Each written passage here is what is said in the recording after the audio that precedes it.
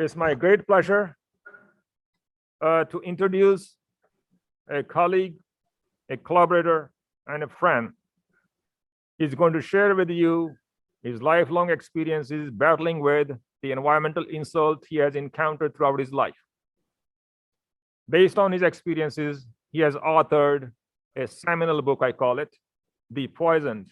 If you recall, I mentioned this book early in the class. So we are privileged to have him today to share his own experiences with this class. I'm very sure it will be very enlightening. Alan, floor is yours. Thank you, Dr. Kumar. It's great to be back at the University of Miami, my alma mater. I am on the President's Council of the University of Miami and working with Dr. Kumar and President Frank on building the environmental health program at the University of Miami. Dr. Kumar is on the forefront of this at the University of Miami and also nationally. And it's an honor for me to be working with him on this project at the university. Well, I'm here to talk about a story that we all share. Let me ask the audience a few questions first. How many in this audience now have cancer in your family? Please raise your hand. Raise your hand. Okay. Keep your hands up. It could be your mother, your father, your sister, your brother, your grandmother, your grandfather, your aunt, or your uncle, or your cousins. Keep your hands up. How many in your family have heart disease?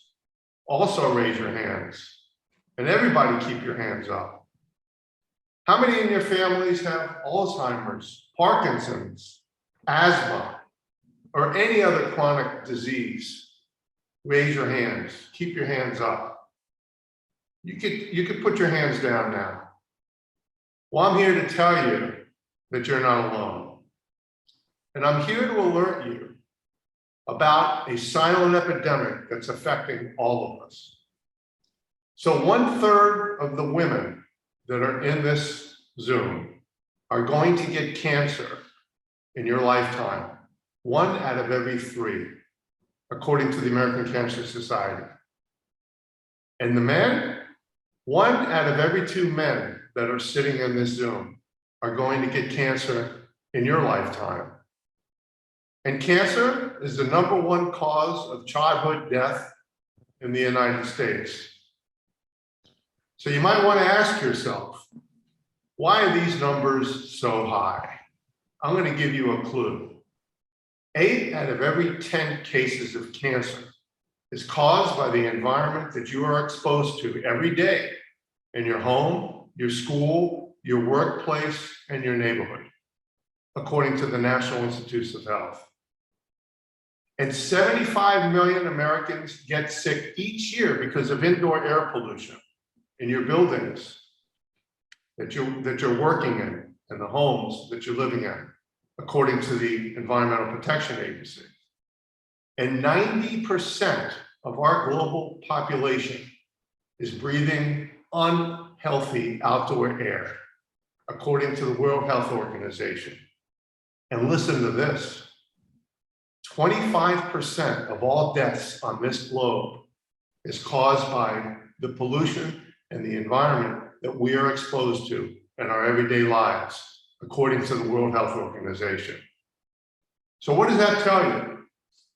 It tells you that more people get sick and die from environmental exposure than all those afflicted with AIDS, accident, war, crime, and COVID combined.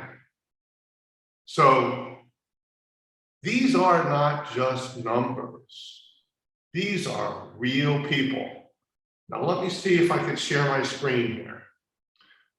So I started a charity years ago to fight this epidemic. And I'd like to share with you now a 2-minute clip of a video that I produced featuring the commander of Apollo 17, the last man or human being to walk on the moon. and it also features America's top scientists, and it sheds some light on this widespread epidemics. So sit back and have a look and have a listen to this 2-minute video. Since 1950, more than 70,000 chemicals have been introduced into our environment. Few have been tested for their toxic effects on humans. We are conducting a massive toxicological assault on the American population, and our children and our children's children are the experimental animals.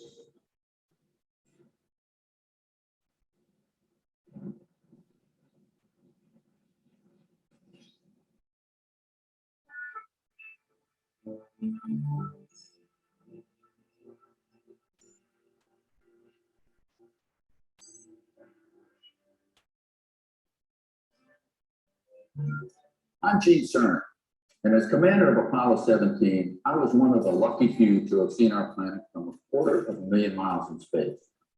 Earth, our home, wrapped in a thin, life-sustaining atmosphere, was simply overpowering. And like all Apollo missions, Apollo 17 was a testament to American resolve and know-how. Today, however, I've become aware of another mission, one that may be as challenging as my flight to the moon. It's a mission to alert mankind to the pollutants and to the toxins in our environment that can devastate human health. This is a mission I'm urging you to get behind, because if we don't, this world we call home could be plagued by a host of environmentally linked diseases that could dwarf any we yet know.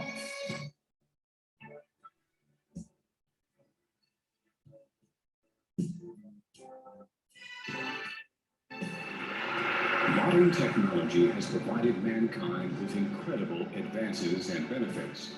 At the same time, it has introduced an unforeseen burden, the proliferation of dangerous pollutants and chemicals into our environment.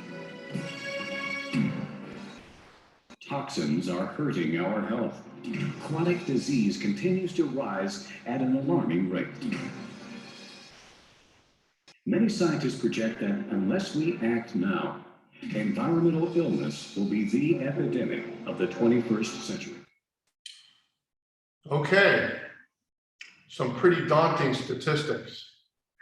So why is environmentally linked disease, why has it become such an epidemic? I'll submit to you, follow the money. And the money will lead you into 2 directions. Direction number 1, the government. There is a powerful chemical lobby, an industrial lobby, that wants to keep the laws in the United States just the way they are. And the way the laws are now, the way they are now is that chemicals are presumed innocent until proven guilty. And there's very little governmental regulation. So what does that mean? It means that any Tom, Dick, or Harry can invent some product, put some chemicals together, slap them together, sell them to Walmart, put them on the shelves in the form of baby shampoos or baby diapers, and you buy them thinking that they've been tested by the government, and they haven't. And the reason why they haven't is because any chemical that comes out is presumed innocent until proven guilty. So why are the laws like this? They're like this because it maximizes corporate profits, and it's easier and cheaper to produce a toxic product than it is a product that's been regulated. So in effect, the Environmental Protection Agency has turned into the fox that's guarding the chicken coop. As a result of this, all of these toxic products are being flooded into the marketplace, like a lot of these toxic Chinese products. Now, there's other countries on this planet, such as Canada, France, Germany, Denmark, Sweden, Norway, that have different laws that say that, no, you can't introduce a chemical into the environment unless we test it as a government and determine that it's safe before it's put out there for consumer use. But that's not like that in the United States.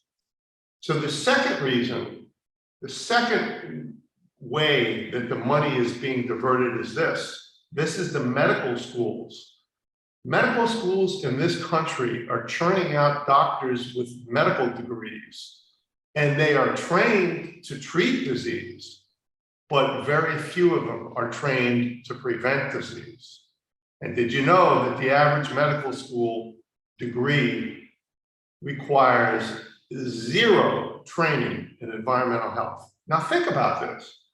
If environmentally linked disease is the #1 cause of disease and death on this planet, why aren't American doctors being trained to recognize and deal with these types of diseases? They're not. And this includes, sadly, the University of Miami as well. You can get an MD degree at the University of Miami and have absolutely 0 hours of training and instruction on environmentally linked disease. So what does this tell us? What does this tell us? It tells us that we can't rely on our government to protect us. And it also tells us that we can't rely upon our doctors to prevent us. And if that scares you, it should, because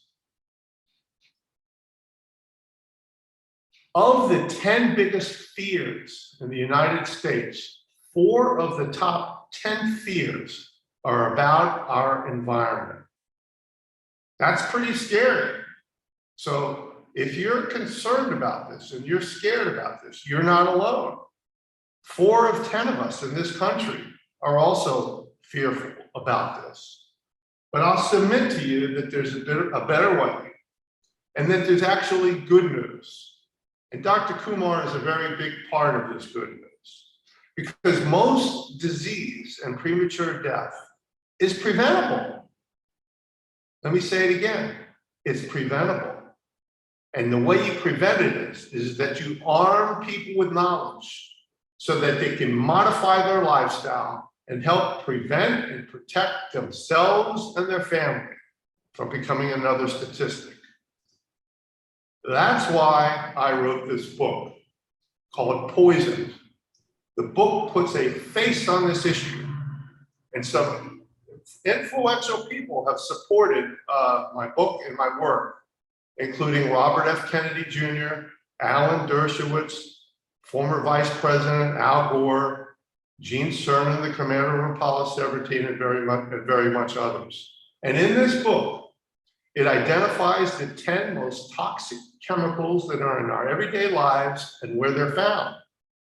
And it also identifies the top 20 ways to modify your lifestyle and avoid them to prevent health problems with you and your family. You see, the world has changed. Good health is no longer just about diet and exercise. It's also about what you breathe and what you touch. And I'll be talking about this later. In fact, you're in for a treat today, because I'm going to, in this lecture, identify the 10 most toxic chemicals in your everyday life and the top 20 ways to modify your lifestyle. I'm going to be taking it right out of the book in graphic form. So before I get into that, let me share with you my story. I think my story is important because it puts a face on this issue. And it shows how extreme environmentally linked disease could be. Because what happened to me, my face, my story, I'm not alone. I'm just a tip of the iceberg of what's happening all over the planet, of what's happened to me. So let me tell you my story. Back in the 1980s, before most of you, if not all of you, were born, I was an organized crime prosecutor in Miami. I was prosecuting the Colombian cartel drug rings and the mafia. I was living the American dream.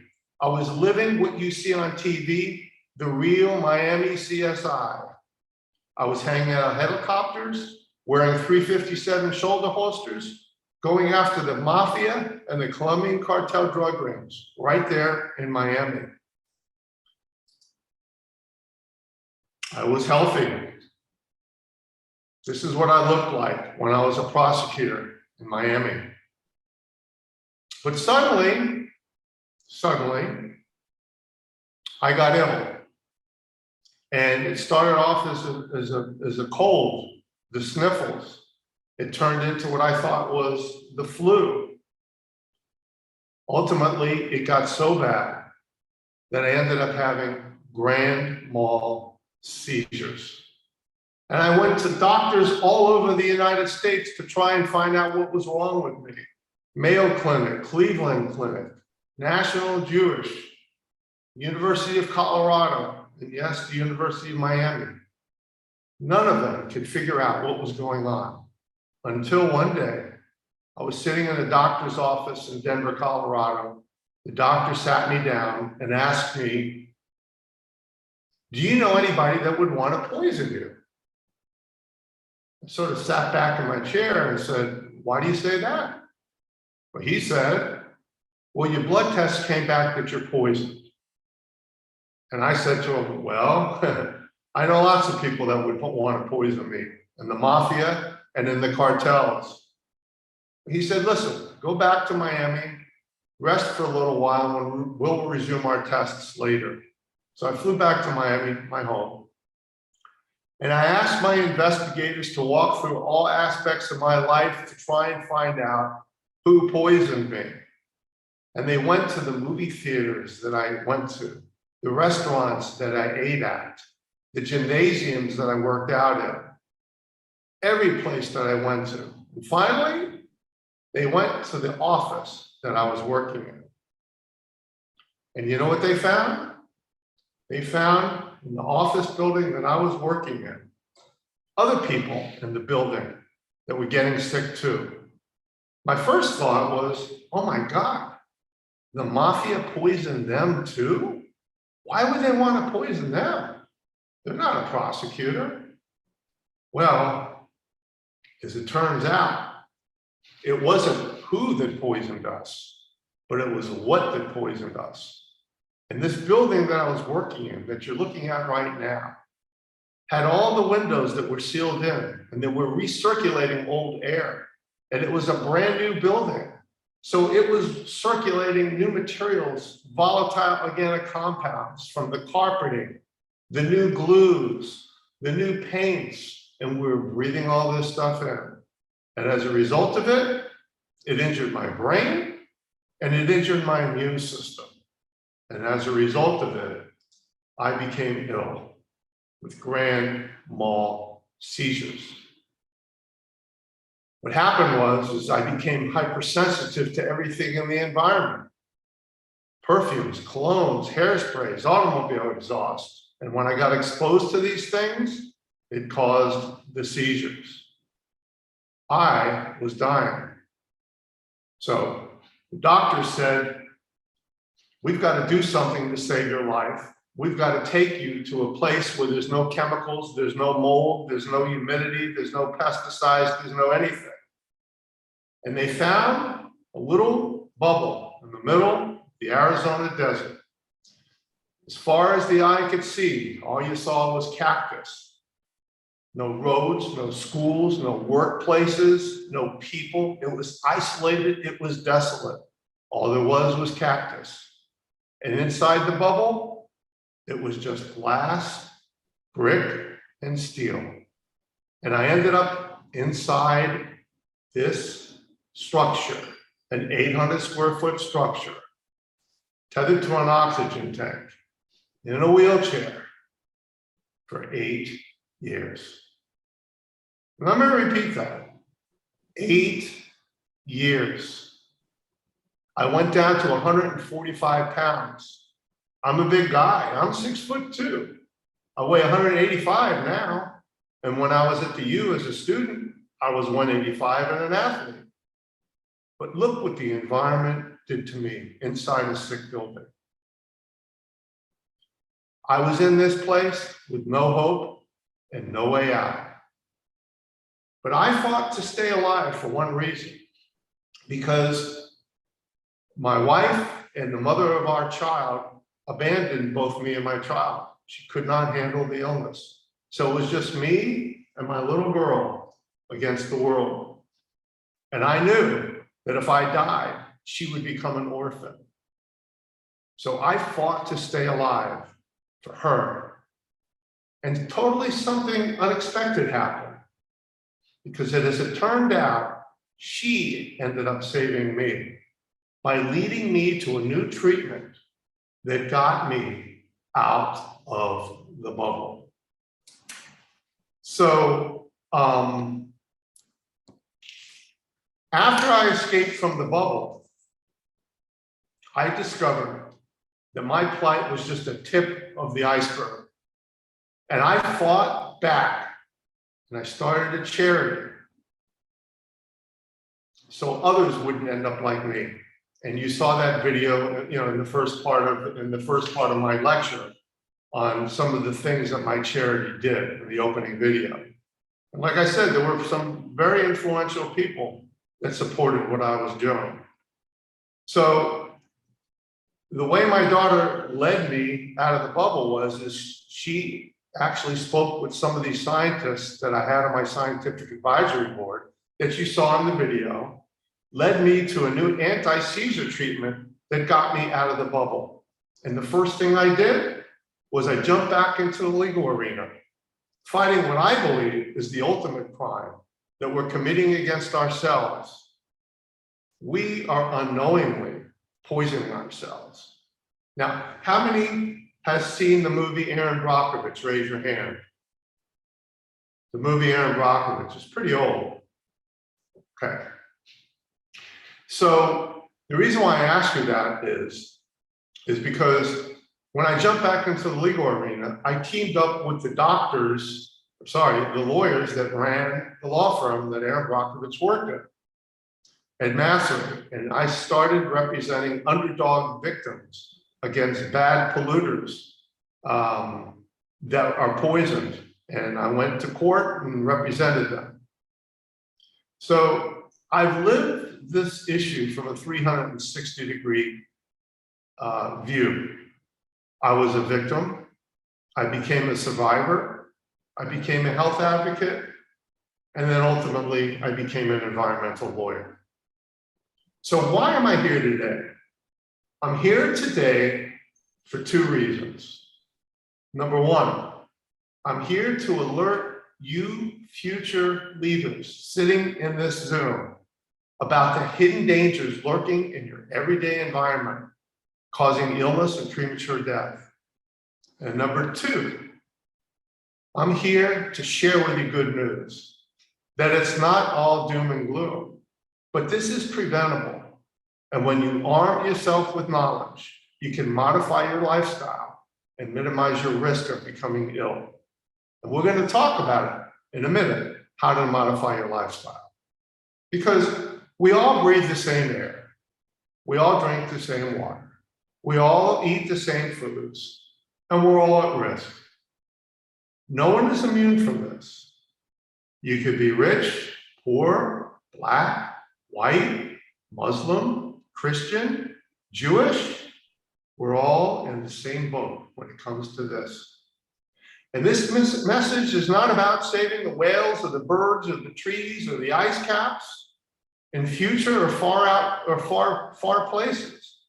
This is about your own home, your own school, your own workplace, and your own neighborhood. It's not about saving the whales or the animals. It's about saving the humans. It's about saving ourselves and our children and our children's children. And I'll submit to you that the time to act is right now.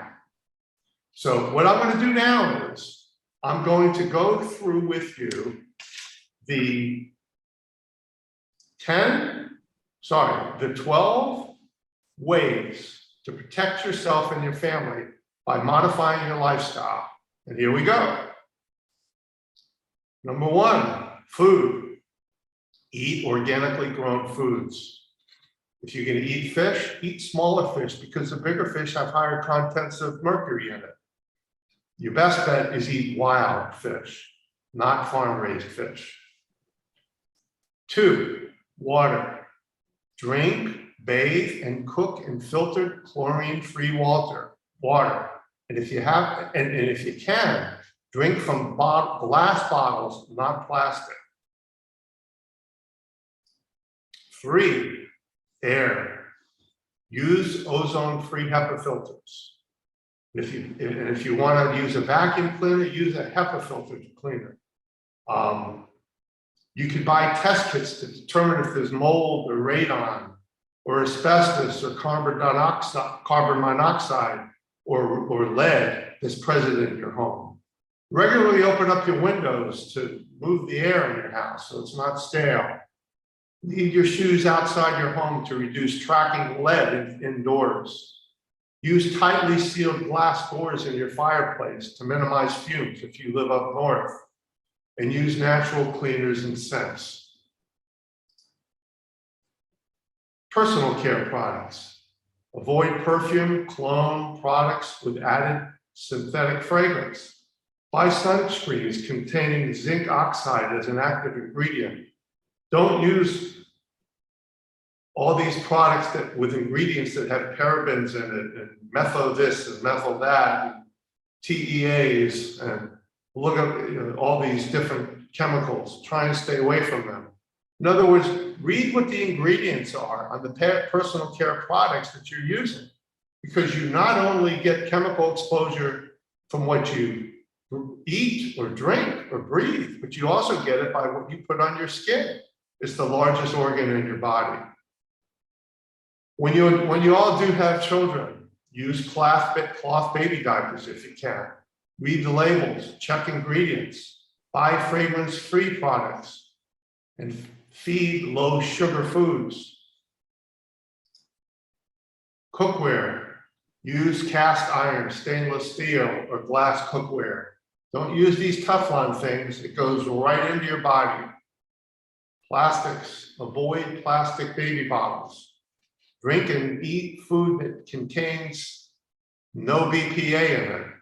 And if you have to use plastic, use BPA-free plastic, or preferably glass or metal containers. You can get them now in the stores.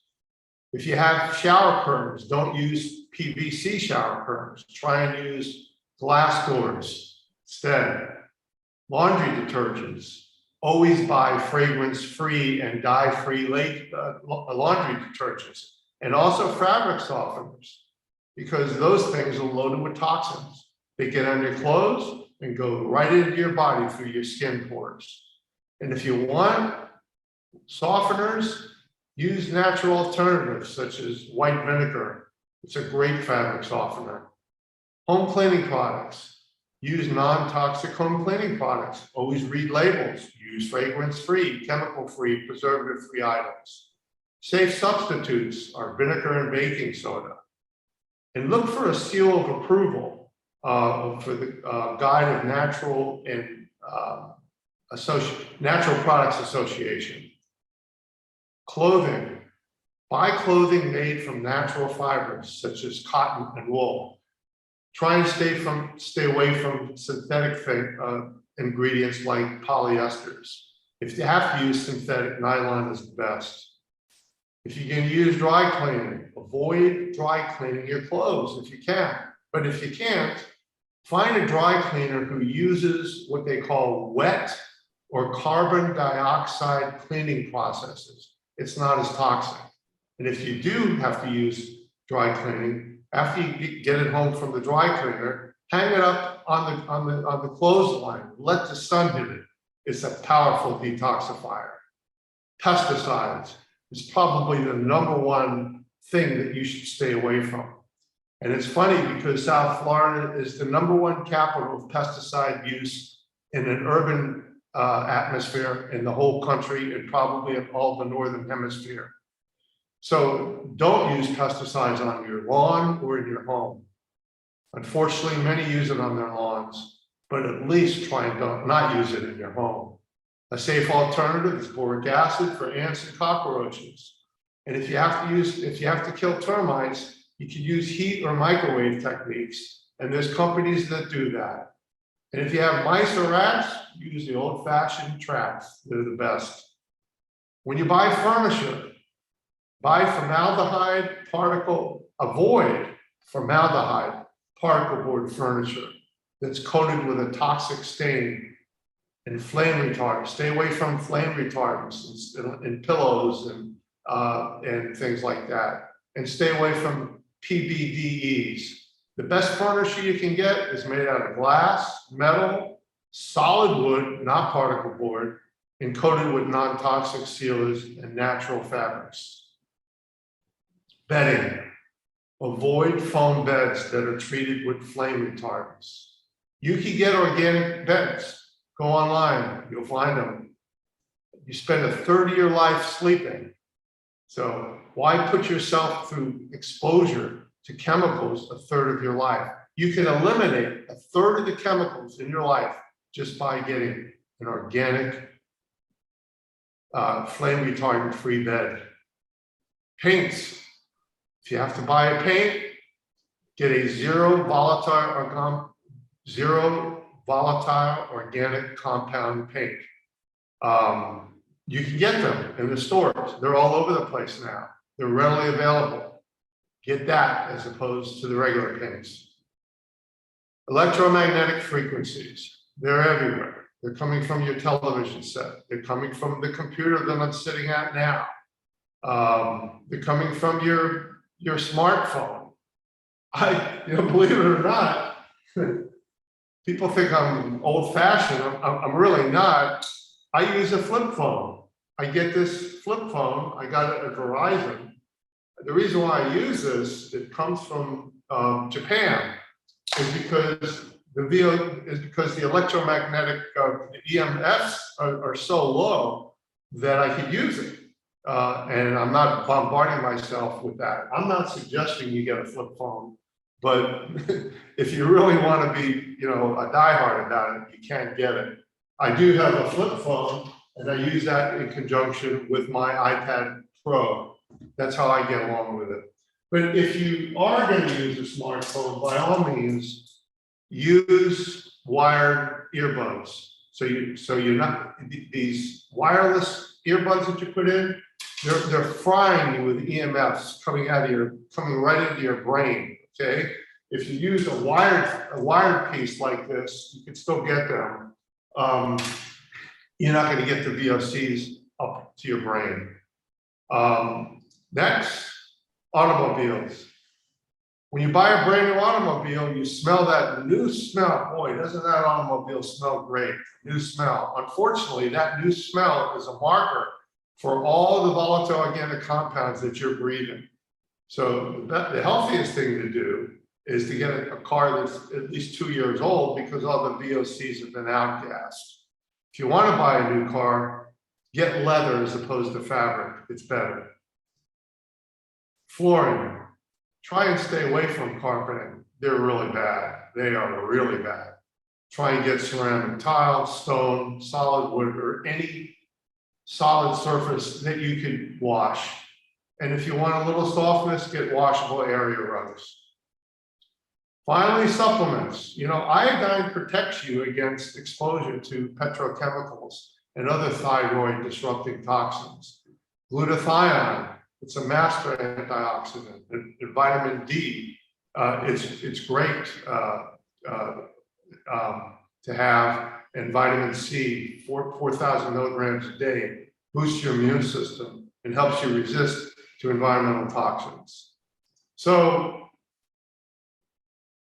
the way to detoxify your body is to exercise, go into a sauna, get hot Dead Sea salt baths that sweat out the toxins through your skin. Drinking pure water excretes the toxins through your kidneys, and eat plenty of fresh foods, including fruits, vegetables, seeds, nuts that are rich in phytonutrients and enzymes. If you want to eat seeds and nuts, get them sprouted. They're much more nutrient dense and more digestible. So those were the 20 ways to modify your lifestyle. And now we're going to get into, in my view, the 10 most toxic chemicals found in your everyday environment and where they're located and how to avoid them. Here we go. Acrylamide. What's acrylamide? It's found in food packaging, cosmetics, tobacco, drinking water, and disposable towels, disposable diapers. And what does it do? It causes skin, eye, and respiratory injury. Can you imagine that? What is this chemical doing in cosmetics that you're putting on your face, in food packaging that you're eating food from? Look at your ingredients. Chemical 2, atrazine. It's an agricultural pesticide that's used in our food supply.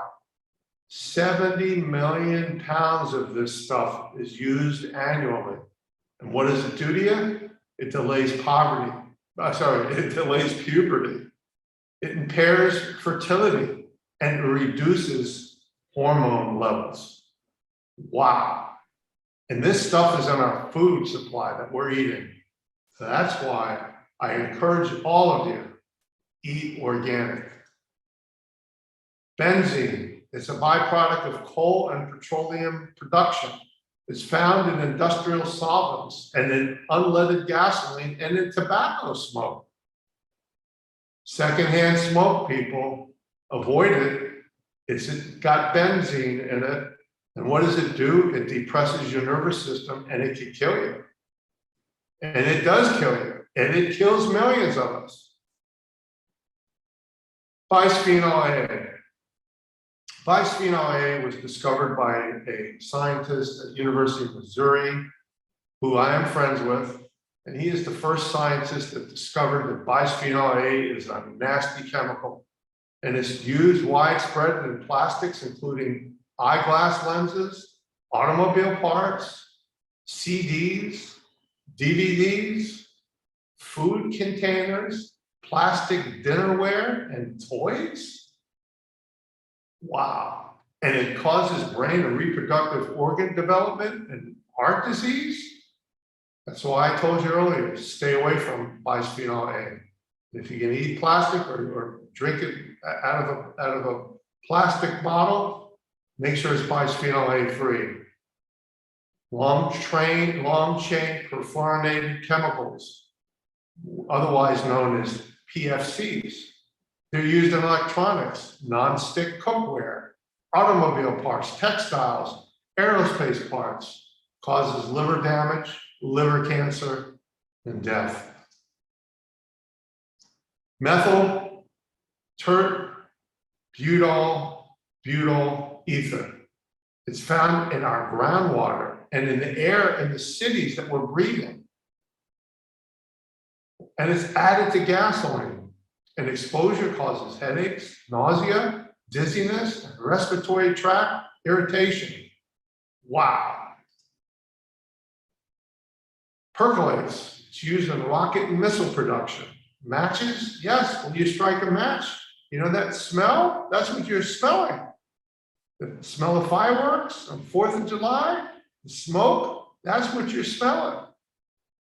But it's also in our milk, in our water, and in our beverages, and it inhibits hormone production. You ladies are at the peak or heading towards the peak of your reproduction cycles. Stay away from this stuff so your offspring won't be damaged from this. Phthalates, it's contained in our detergents and vinyl tiles, your deodorant, garden hoses, plastic raincoats, and hairspray. Causes reproductive and liver problem injury. So when you get deodorant, putting under your arm, especially females, near your breast area, try and use salts. They're totally natural. You can get it at any health food store. They really work. There's no chemicals in them.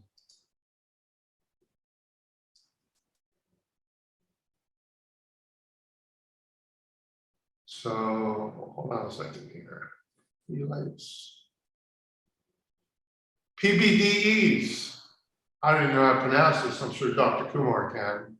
Polybrominated diphenyl ethers used in plastics, wire insulation, flame retardants, furniture. Yeah, when you go to IKEA and you buy that toxic furniture, it's in there. Mattresses that you sleep on, it's in there. It leaches into fish, fatty foods, and breast milk. It injures your thyroid, your brain, and your reproductive organs. Short-chain chlorinated paraffins, otherwise known as SCCPs. used in plastics, PVC piping, and it's in lubricants and coolants for metal manufacturing. And it leaches into the human breast milk and food products that we're eating. That's why I say, eat organic. Causes kidney damage and liver damage. That must be it. That must be it, number 10. So let me stop sharing. Am I in full screen now? Yes, Alan. Okay, well, that's the substance of my presentation, ladies and gentlemen. I hope you found it informative. And I thank Dr. Kumar for the opportunity to share my experience and the knowledge that I've accumulated as a result of my experience. And I'm very appreciative to Dr. Kumar of all the work that he's doing. That's recognized nationwide. And I'm very proud to and honored to be a part of Dr. Kumar's work. Any Okay. questions? Thank you, Alan. I greatly appreciate it. So now I invite a few questions from the audience. Instead of typing question in the chat, please do speak up the questions. I have a question. Yeah, go ahead. Hi, that was such a fantastic presentation. Thank you so much for coming today to speak. I'm very interested in law school and specifically environmental health. I was wondering if you could share kind of your transition into environmental health law, and also if you have any interesting cases to share. Well, you're a smart lady, and I encourage you to go to law school. And I encourage you to go to University of Miami Law School like I did. How did I transition into that? You know, that's a good question. Because most law schools do not teach, they teach environmental law, which is regulatory stuff, like how do you regulate, you know, the industry. But they don't teach what's called toxic tort litigation. Toxic tort litigation is where if a client comes into your office and they've been poisoned by their building and they say, Laura, or Miss Hopkins, can you represent me? I've been poisoned. And you say, okay, tell me how you've been poisoned. You will then talk to the patient, your client's doctors, get the medical records, and find out if there's a link between the environmental exposure that your client sustained and the end-stage disease. If you can find that link, you'll use the testimony of those expert witnesses, right? And then you will go to court and use them as expert witnesses, and you will sue whatever person or company poisoned your client. That's what's called toxic tort litigation. And there's very few toxic tort lawyers in this country. And the reason why that's so is because there's very few courses that are being taught this in law school. So, you know, the whole environmental health movement is like a super tanker, and it's slowly turning, and the legal arena follows the medical arena. So the medical arena is now just starting to recognize what's going on here. So now the legal arena is following them and saying, okay, how can we use the doctors and sue people in court from that? So my transition is that I did not learn this in law school. Although I can tell you this, I can assure you this, that the University of Miami Law School is going to soon be teaching this, because we're launching a program about this so we can teach our lawyers to represent patients that have been injured. But how did I personally transition into this? It was just like, I was immersed into this because when I was in this bubble and I found out what was going on, and I looked everywhere and I found out that, you know, that nobody really knew anything about it. So that movie Aaron Brockovich came out about this time. Did you see the movie Aaron Brockovich? No, I have not. Okay, it's a 20-year-old movie, but if any of you all are interested in this, you gotta watch this movie. It's an amazing movie. I worked with this law firm and I was immersed into this because this movie was about a community that was poisoned from water in a river. And this lawyer took on the big bad chemical company that threw the chemicals in the water. and represented the whole community and won the case. And it was about a real lawyer and a real secretary that worked for the lawyer. The secretary was Aaron Brockovich. So I hooked up with that real lawyer, okay? And I was immersed into this. I wasn't taught this in law school. I was just immersed into this. And, you know, I had a solid background in knowing how to try a case, but I didn't know how to try this kind of case. And I just learned. So you asked me about cases. There was a case that ended up on the cover of the American Bar Association Journal. I was on the cover of the Bar Association Journal about one of the cases that I handled. And if you look at my book, I feature probably the 3 most interesting toxic tort cases that I handled. So you ought to read the book. I don't make any money off the book. The publisher does. I don't. It comes in a audible, so you can listen to it. Comes in a Kindle, and it also comes in a hardback. I encourage you to read, especially if you want to become a toxic tort lawyer. Yes. And also, as a result of this book, I am now speaking with some producers in Hollywood to turn this into a television series, sort of like a Miami CSI. You know, Miami CSI is about, you know, every week is a different case where somebody got murdered. Well, in this series, it's going to be everything is a different case about someone that's been poisoned. And me and my A team unsolve the medical mystery and bring the bad guys to justice. And the series is going to be based on all true life stories. So, Thank you, Alan. okay. And also you can watch another movie, Black Waters. Black Waters, okay? Any other questions? I have a quick question. Yes, please. My name is Dr. Chris Wadlick. I'm over at the School of Nursing, and I'm also a two-time alum for me, my bachelor's and my PhD. But I'm also Army vet. I spent 23 years in the Army and 27 months overseas in Iraq. And both times I was next to burn pits and flight lines with jet fuel burning. Of course, I worked at a hospital there, so they were burning plastic medical waste constantly, red bags with body parts in them, dead cats in them, all kinds of things. And even in Kuwait and in Iraq, I mean, you know, just trying to get water, they had just tons of bottles of water shipped in on pallets that would sit in 130-degree weather. And, you know, a lot of times we were forced to drink hot water that's been sitting in plastic bottles that, you know, have been sitting around for months for sometimes outside. So I'm just wondering, I mean, I developed asthma suddenly after I came back from my last deployment. So I know I have some respiratory issues, but have you heard anything else about veterans deployed to the Middle East and some of the issues going on? Of course, Chris. I mean, it's widely well known that the Gulf War vets and other vets in the Middle East have been poisoned with all kinds of cocktails of toxic chemicals that you'll never know about because it, you know, chemical A mixes with B, mixes with C, mixes with D, and now you've got, you know, a collection of things that we don't even understand.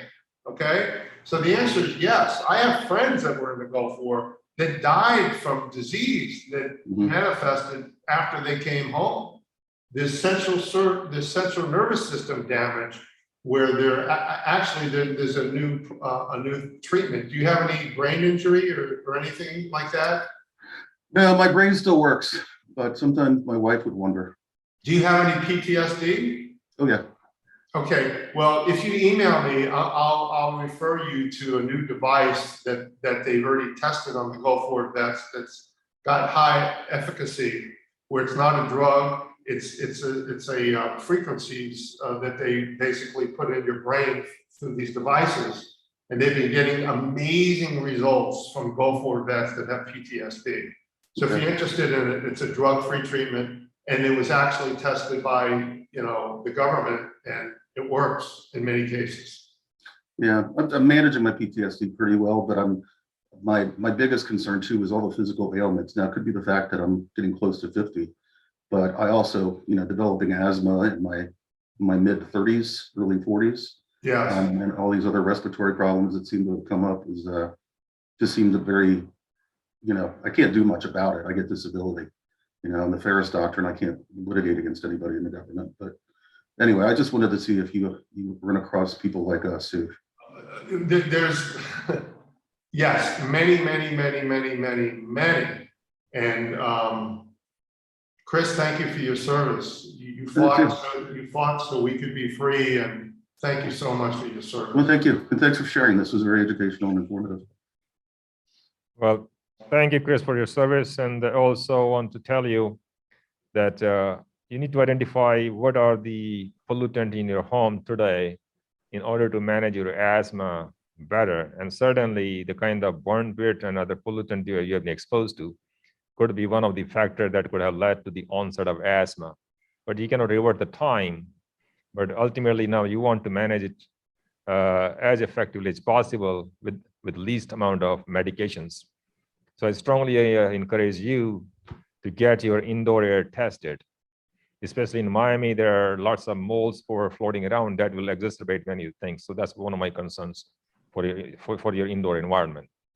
If need to be, we can give you some of the kits for free to get your mold tested indoor. Okay, just shoot me an email. I can follow up. Roger. Thank you, sir. Any other questions? We have time for a couple of more questions. You mean you all heard this and you don't have any questions? I'm interested about your charity. Does your charity like inform those people in like low income areas and low developed countries of the dangers of these chemicals? And because obviously they can't all afford what you mentioned in your PowerPoint. So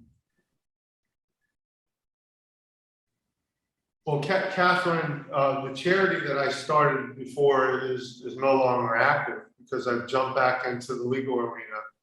But you are so right when you mentioned that that minorities are disproportionately adversely affected by these environmental toxins, and they're put in communities where they're exposed to an extraordinary amount of chemicals that affluent areas are not being exposed to, number one. And number two, they don't have the minority communities and the disadvantaged communities don't have the resources, the medical resources once they become ill. You're absolutely right about this.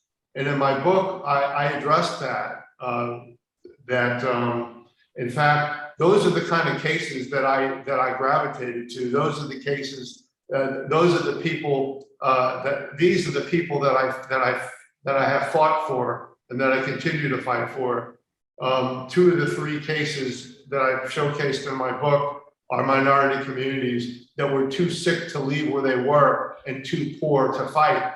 And no lawyers would represent them and no doctors would help them. And I saw this grave injustice and I took on those cases and I continue to take on those type of cases for the very reason that you just mentioned, that the minority communities and the economically disadvantaged communities are the ones that are taking the biggest hits, and it's not right. So yes, thank you for bringing up that point. Well, that's true that minority communities are impacted disproportionately to some pollutant. But think about, Ellen, your own story. You are not poor. You are not living in poor neighborhood, right? Look at your poisoning. Top-notch, brand new building constructed, and here is a person who almost died. Think about the personal care products.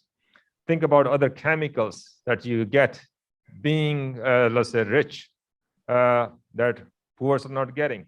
Poor are getting a different kind of chemical. Think about housing condition. In rich, you might be getting more synthetic chemical. In poor, you might be getting more mold. Okay, so yes, certainly they do bear disproportionately higher burden of certain disease due to environmental pollutant. Rich are also equally at a high risk of some of these pollutants, largely because they don't know about it. But anyway, that's a good point. Time for one last question, then before we turn off. I have a quick question. So I'm Sure. just wondering, as a litigator, so what type of environmental specialists do you work with? Like what sector of the environmental, I'm just wondering, who do you specifically work with? That's a good question, Diana. Do you want to go to law school? Well, my boyfriend's a lawyer and I'm very interested in the environmental field and I keep trying to push him to maybe we could do something together, but I don't know exactly how. Okay, well, the type of experts that I use as a toxic tort litigator is our medical doctors, biochemists, PhDs in environmental health, like Dr. Kumar, nurses, industrial hygienists that could go out to the scene of a crime, as I call it, and measure the air, the surfaces, and get the raw data. The way a toxic tort case is put together is you send an industrial hygienist out to the scene. They take samples of the air, they take samples of the surfaces, they take samples of whatever the person was exposed to, they bring it back to the lab and they measure what chemicals they are and what the concentrations there are. Then I take that data and I bring it to the medical doctor who's examined the patient, and the medical doctor tries to connect that chemical exposure to the end stage disease. And I put together this team of people and we go into court and we prove the case. And that's what this TV series is about. And that's what those cases, when if you look at my book, the 3 cases that it features, it shows you how I systematically, point by point, build the case from the ground up and what experts I use and how I use them and how we put the pieces together. So if you're interested in either your boyfriend or yourself in getting into that arena, you look at the book, it'll tell you in real simple terms how I do it. It's not complicated. It really is not complicated. It's no different than a personal injury lawyer, what they do in representing a person in an automobile accident or a slip and fall. It's just different tools, but the same concept. Yes, and also in addition to this, collecting the evidence from human, some of these pollutants that you're exposed to, they can be trapped in the biospecimen, like urine, the sputum, the nails, or the hair, or the blood samples. So some of these evidences are also critically important. Good point. You can see their metabolites, and you can also see some of these chemicals in original form. And that will be also critical evidence. But anyway. Okay, please join me to thank Alan for sparing time and sharing his enriched life story with us. Thank you, Alan. It's all about you. Yes, thanks. Take care. Bye-bye.